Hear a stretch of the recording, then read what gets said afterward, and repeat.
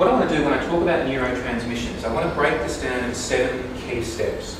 And the reason for breaking it down into these 7 particular steps is that medications can exert their effect at any one of these 7 steps. Okay? Let me step you through these. Neurotransmitters, so the molecules that transmit messages from one neuron to another, obviously first need to be synthesized from building blocks molecules. Okay? So the first step in neurotransmission is the synthesis, the creation of the neurotransmitter. And some medications can exert an effect at this point. So the classic kind of example of this is a medication used to treat Parkinson's called L-DOPA, which increases the synthesis of dopamine. Okay, L-DOPA is a precursor molecule of the dopamine neurotransmitter, and so by giving someone L-DOPA, you exert an effect at step 1 here, at synthesis of dopamine. Okay? The next step, our neurons store these neurotransmitters. They're not built up in most cases. They're not built up and used straight away. They're built and they're stored in things called synaptic vesicles that I'm going to show you a bit more about soon. Okay? These are like little storage houses for neurotransmitters. The neuron can't manufacture them quickly enough to kind of do a just-in-time delivery kind of operation with them, so it needs to build them and store them then for later use. Amphetamine, one of the effects of amphetamine, and it has a lot of kind of diverse kind of effects, but one effect of amphetamine is to make dopamine vesicles leaky. Okay, so it interferes with the storage of neurotransmitters. Under the right conditions, the next step is release of the neurotransmitter. And I'll show you what those conditions are a little bit later. When the right conditions exist, the neurotransmitter is released from those synaptic vesicles, from those storage houses, into the synapse. Neurotransmitter crosses the synapse, or crosses back. I'll show you some different examples of this soon, and interacts with what are called receptors. Okay? These are often on the postsynaptic neuron, on the next neuron. Okay? But sometimes you'll see it's not always the case. One example of where drugs can interfere with receptor interactions are the antipsychotics. Okay? If you take an antipsychotic now, one of the effects of that antipsychotic is to block certain types of receptors, to block in particular dopamine D2 receptors.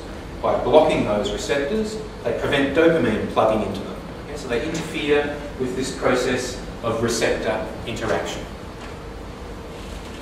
After a while, inactivation occurs, so the neurotransmitter separates from the receptor, and then depending on what neurotransmitter we're talking about, and don't take this as a kind of rule of thumb, because it's different for different neurotransmitters. Depending on what neurotransmitter we're talking about, some of it goes through a process called reuptake. So it's kind of vacuumed back up into the neuron that released it in the first place.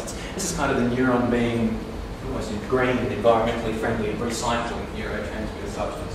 So it doesn't need to manufacture it again. You will have heard of the class of drugs called SSRIs, serotonin-specific reuptake inhibitors, serotonin-selective reuptake inhibitors, depending on what you read. These drugs interfere with the reuptake process. They inhibit reuptake of serotonin, just like the name suggests. The other thing that can sometimes happen to neurotransmitters is that after they've done their job, they're broken down, they're degraded. Okay? And again, another example of this would be serotonin. When serotonin is released into the synapse, even though about 80% of it goes through this reuptake process, about 20% of it doesn't. About 20% of serotonin that's released is broken down. Okay? So it isn't available for reuse. And again, drugs that interfere with that process there. So one enzyme, that does this is this enzyme here called monoamine oxidase. I'll remind you of that soon. Some drugs, some older classes of antidepressants, inhibit this enzyme, so they reduce degradation of serotonin, for example. Okay. So the point, don't feel that you've got to remember everything that I'm telling you here, just kind of let, because as you need it in the afternoon, I'll remind you of all of this information. Okay. But the point to remember here is that there's a whole cascade of processes, and drugs can interfere with or adjust these processes at any one of these stages.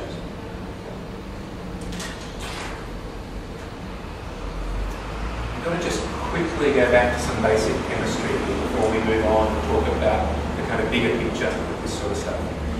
You know what an ion is? ion is just a molecule that carries an electric charge. Okay, so the chlorine atom, for instance, chlorine atom is electrically neutral. It's not positively charged, it's not negatively charged. But what tends to happen with chlorine, or one of the things that it kind of wants to do, is it wants to acquire an extra electron. And if it does that, it becomes the chloride ion, which is a negatively charged version of chlorine, if you want to think of it that way. Okay? Similarly, the sodium atom is electrically neutral, but under the right conditions, it wants to give up an electron. And when it does that, it acquires a positive charge. Okay? So the chloride ion and the sodium ion. The important thing here is that they're electrically charged. That's what makes them ions instead of just atoms or molecules. Okay? Now, one of the implications of the fact that these are electrically charged is that they feel a certain force. In the body, this force is called electrostatic pressure. Okay? Let me try and describe using an example of how electrostatic pressure works. The bottom line is that ions want to move into areas that carry an opposite charge. So if you're a positive ion, you want to move into an area that carries a negative charge. If you're a negative ion, you want to move into an area that carries a positive charge, away from that negative charge. The way I like to think of this, imagine a singles party. Okay? A bunch of single guys, a bunch of single women, all looking to meet, guys wanting to meet women, women wanting to meet guys. Guy walks in, and over that end of the room there's heaps and heaps of women. Over that end of the room there's heaps and heaps of guys. He's going to feel a kind of push towards all of those single women over there. He's going to be attracted to opposite charges, or opposite sex in this case. Okay? And he's going to be kind of pushed away from all the other guys at the other end of the room. Unless it's an Australian barbecue, of course, in that case. And all the guys congregate at one end and all the women at the other. You get the point though. Electrostatic pressure pushes ions away from areas that carry the same charge and into areas that carry the opposite charge. Okay? The other force that ions feel within the body is the force of diffusion. And essentially all this means is that ions move into areas of reduced concentration. So the best analogy for this would be, imagine I put a saucer up here that had a really nice perfume. I put 10 drops of a really nice perfume onto this saucer. Initially, when I do that, of course that perfume's at very high concentration here and very low, zero concentration around the rest of the room. And let's say we went out to our barista out here, had some coffee and morning tea. We came back in, we smelled the perfume around the room. What has happened, of course, is that the molecules of that perfume have diffused around the room. They've moved from the area of high concentration here into areas of low concentration around the rest of the room. Does that make sense? Yeah. The reason that happens is purely statistical. It's kind of like, imagine we had a pile of tennis balls here, and I started picking them up and throwing them in random directions around the room. Just statistically speaking, they're going to end up roughly evenly spread around the room, aren't they? The odds that they're all going to come back to rest in a nice neat pile down here are astronomically small. We could do it billions and billions of times, and that would never happen. Okay? It's the same with molecules of this perfume. They bounce around off each other, and just because they're moving randomly, bouncing around off each other, the tendency is for them to become evenly distributed around the room. I want you to keep those two ideas in mind, the force of diffusion and the force of electrostatic pressure.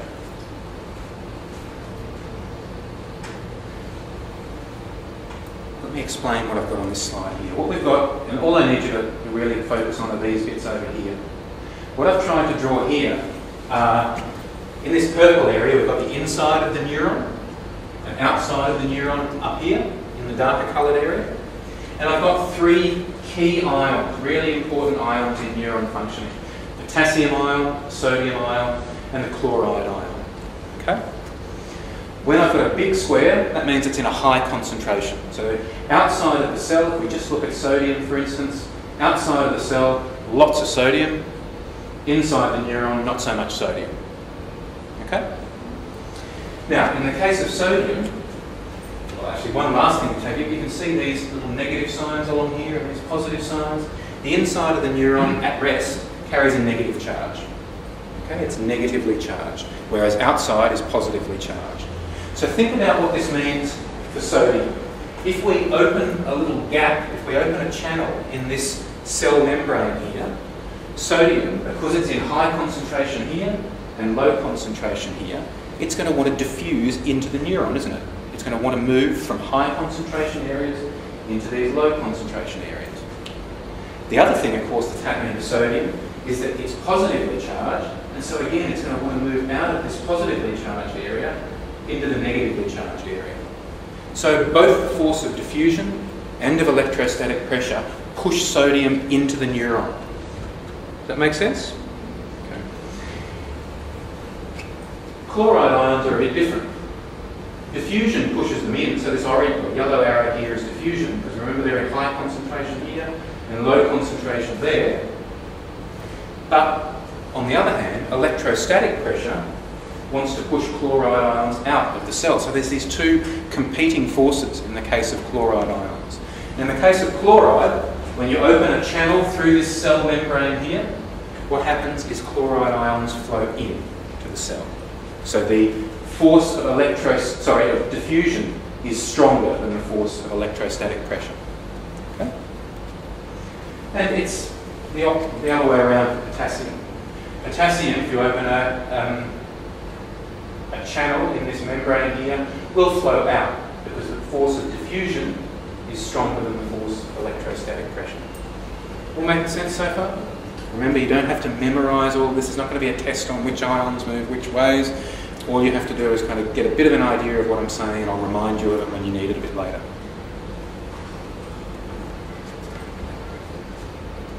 Remember I said a bit earlier how it can be useful to see this stuff in a picture rather than just in words, and I think there's something else about seeing it animated like this.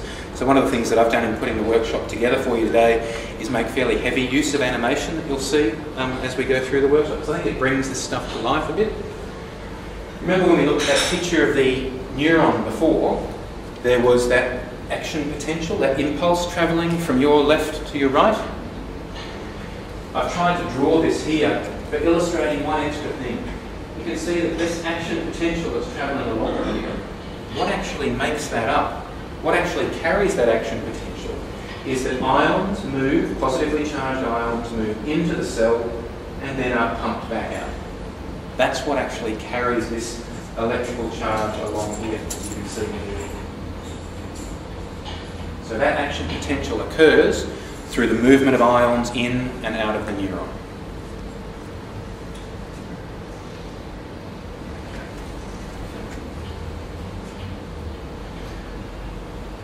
So, you with me so far? We've talked about what ions are, we've talked about how they can move across the cell membrane, and we've seen the action potential there as well. The next thing I need to talk to you just briefly about is the synapse. The fact that these neurons don't touch each other, but they come really, really, really close.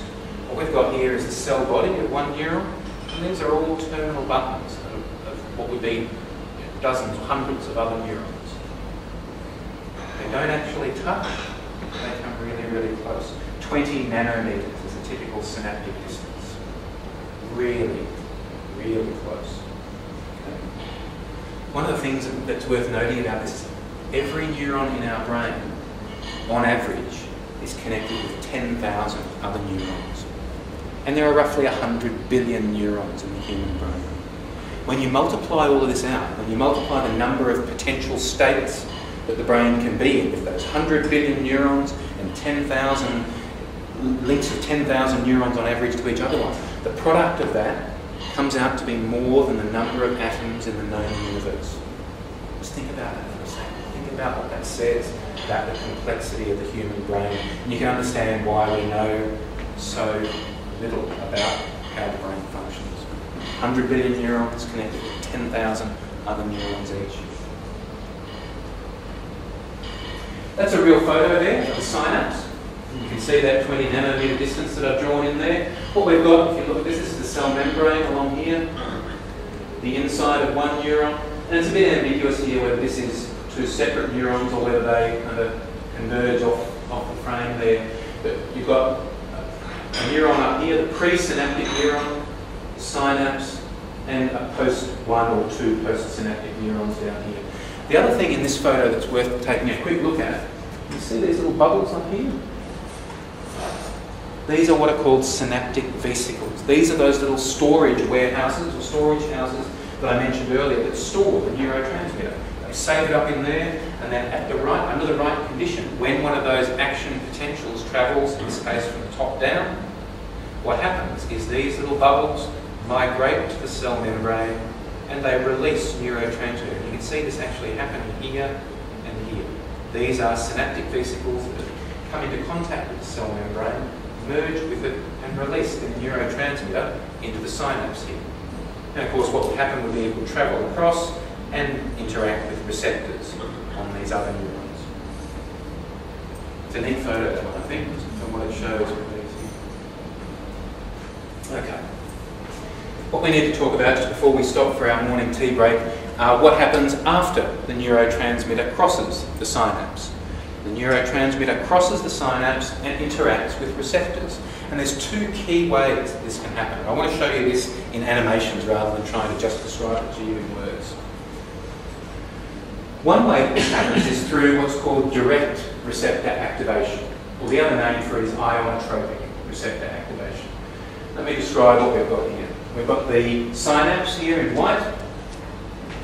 We've got another neuron down here in blue, and this is the cell membrane, in dark blue, and this is inside the neuron here. And what we've got here is what's called a receptor complex. Okay? And there are two key parts to this receptor complex that you need to be aware of. One is this little bit up here. This is a receptor site.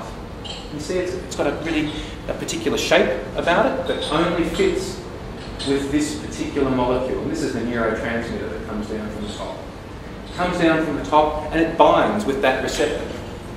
When it binds with that receptor, the effect of that is to open this gap here, this ion channel. So this is a channel across the membrane that allows ions to flow back and forth, depending on which ion we're talking about. And this is why we had to talk about ions, because that's what's actually moving through this channel here, this is an ion channel.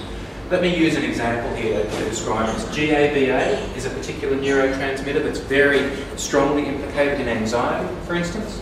If you take a few glasses of whiskey, this afternoon after you finish the workshop, or a glass of wine or a beer, what you're doing is you're amplifying the effect of GABA within your central nervous system. Okay, GABA is a sedating, calming, slow down neurotransmitter. When GABA interacts with a receptor, what it does is it increases the opening of these ion channels. And then what that allows is chloride ions to flow inside the neuron. And when that happens, it slows the neuron down, it inhibits the neuron. There's a more complex way this happens. I'll step you through. Just take a look at this first, and then I'll describe for you actually what's going on here. You can see it's a bit more involved. It starts out the same. You've got a neurotransmitter that's coming down. It binds with a receptor site on this receptor complex here. But you can see it doesn't open an ion channel here. That's the difference. What it actually does is it changes the electrical charge, on the internal part of this receptor complex. You can see here, there's a bit of a change that occurs. When that charge on this part of this receptor complex changes, it becomes more attractive to this thing here. This is called a G protein. Don't need to memorise this. You just need to see that it's a bit more complicated. When the G protein binds with this receptor, it actually causes a change in the structure of that protein. That protein refolds, or changes its actual shape. And when it does that, you can see it allows this thing here, which is an enzyme, to plug into it. It wouldn't have fit before, but now it does. When that enzyme fits into the G protein, it manufactures something else. It manufactures this thing here, which is kind of like an internal messenger. Okay? This is what's sometimes called a second messenger system within the neuron. What you don't see here is that then goes and opens an ion channel somewhere off screen. So the end product is still the opening of an ion channel, but this is kind of like instead of the key going into the door and unlocking the door and letting the ions in, it's almost like the intercom and then someone on the inside gets the door in. It actually gets even more complicated than this. There are third messengers and even fourth messenger systems within the central nervous system. Really, it's quite involved.